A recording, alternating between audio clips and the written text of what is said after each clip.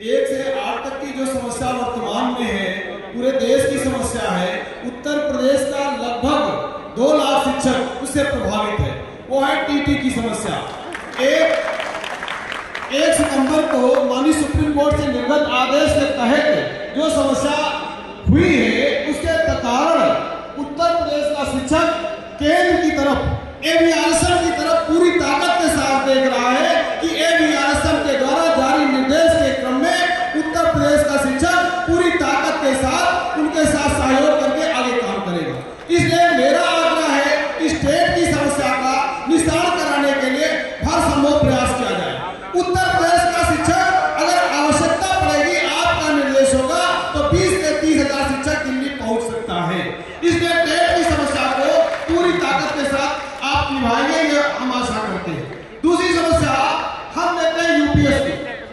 OPS और UPS की पिछली बार हम लोगों ने ओपीएस की मांग की थी, जिसके पिछले अधिवेशन में, और वो यूपीएस के अंतर्गत आया है। मेरा आग्रह है, अगर यूपीएस में अगर आगे काम करना है, उसमें संशोधन की नितांत आवश्यकता है कि जो 25 साल की सेवा शर्त रखी गई है, उस सेवा शर्त को कम से कम घटाते हुए 20 वर्ष किया जाए।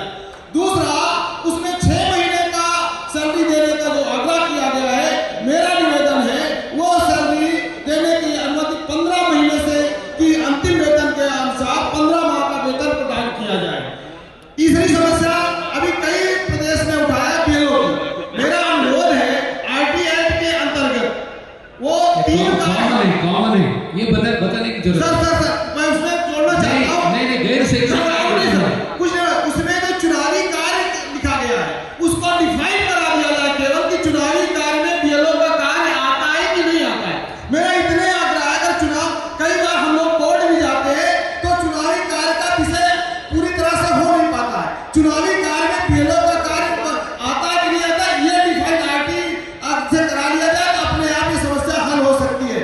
और ऐप आधारित जो बहुत सारे 35 ऐप चल रहे हैं, जो केंद्र के भी ऐप है, उन पर काम करना चाहिए कि शिक्षक को शिक्षा करने दिया जाए, ऐप के से मुक्ति दिलाई जाए। मेरा जो केंद्र के विषय है, उन्हीं पे आपसे आग्रह है, इतना कार्य कराने का कष्ट करें। धन्यवाद।